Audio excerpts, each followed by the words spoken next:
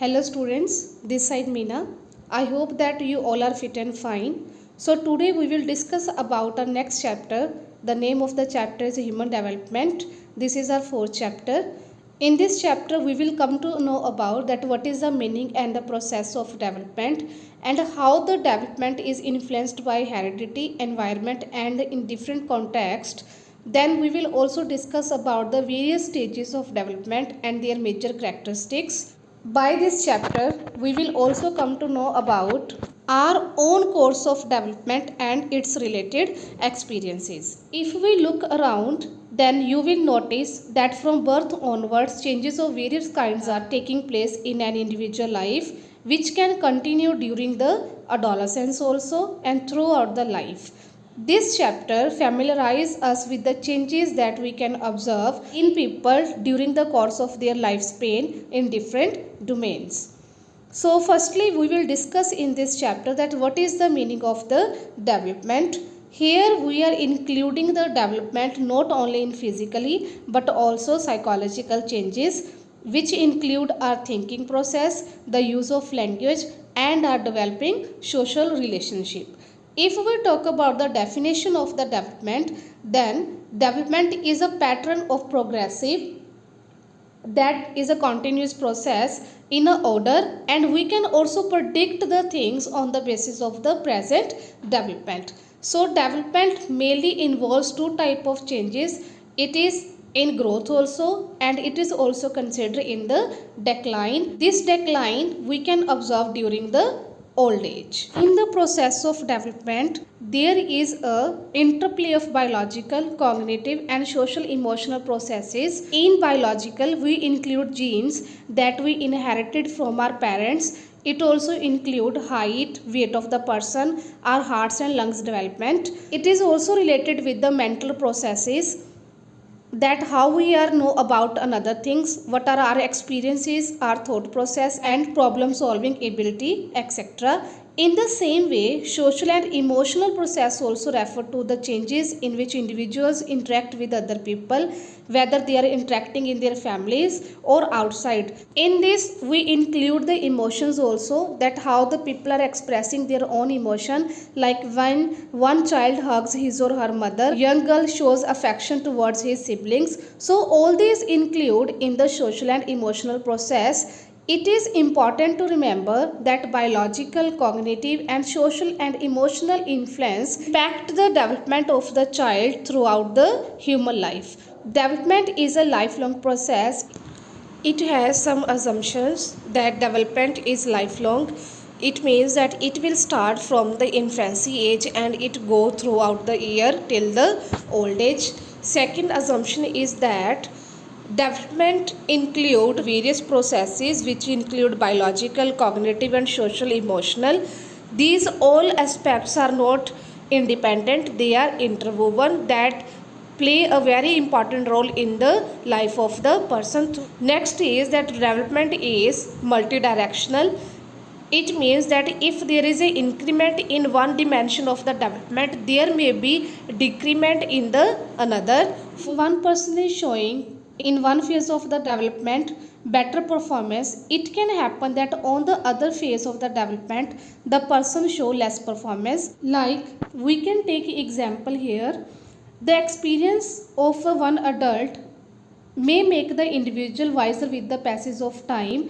It is also possible that increase in a one particular age may increase the performance of the child at one phase, but it can also decrease the performance of the person on the another phase. So it depends on the different tasks. Development is highly plastic. It means to say that we can modify our development. It can be changeable psychological also. This means that skills and abilities can be improved or developed throughout the lifespan. If one person is not good in one skill in the childhood, but the person with the training, with the practice can be good at the another stage.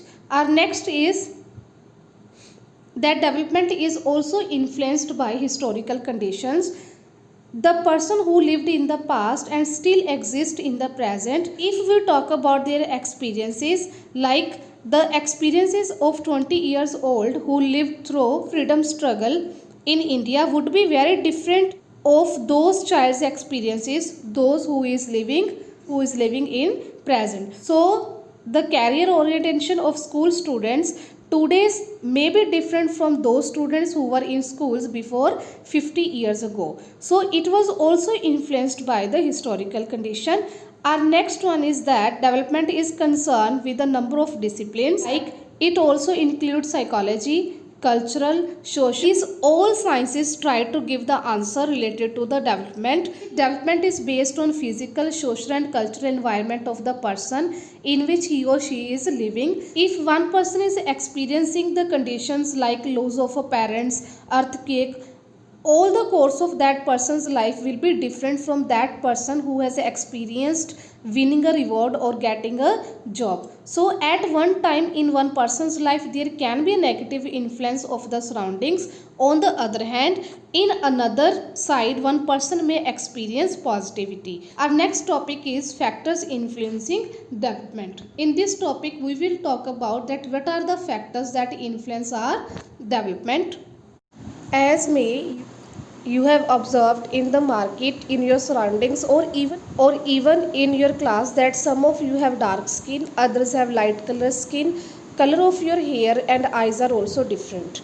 Some of you are tall and some of people are very short. So people also differ not only physically, in psychology also, respect to their intelligence, learning abilities and other characteristics. After looking all these things, the question arises in our mind that why does it happen?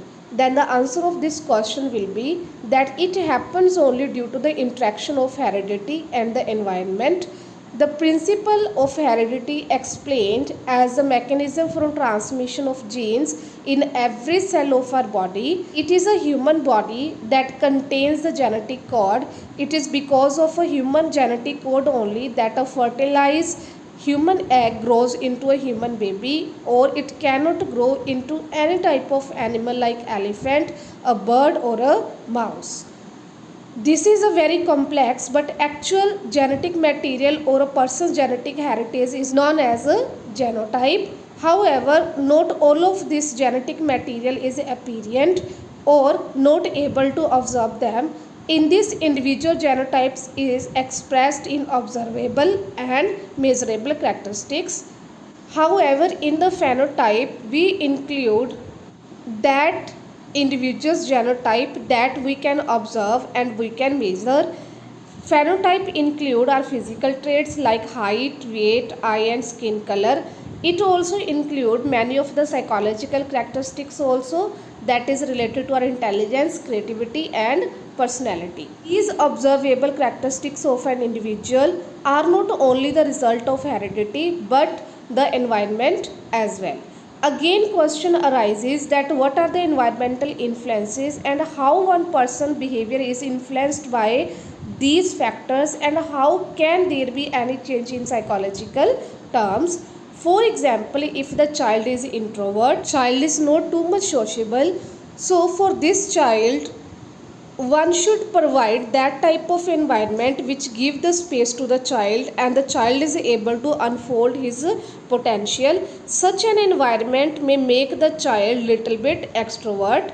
It also depends on the genes of the parents, that what type of environment they are providing to their children. Like Sandra Scar believe that environment provided by the parents for their children depend also to some extent of their own genetics. For example, if the parents are intelligent and are good reader, then they can provide environment to their children in which environment their children will enjoy the reading.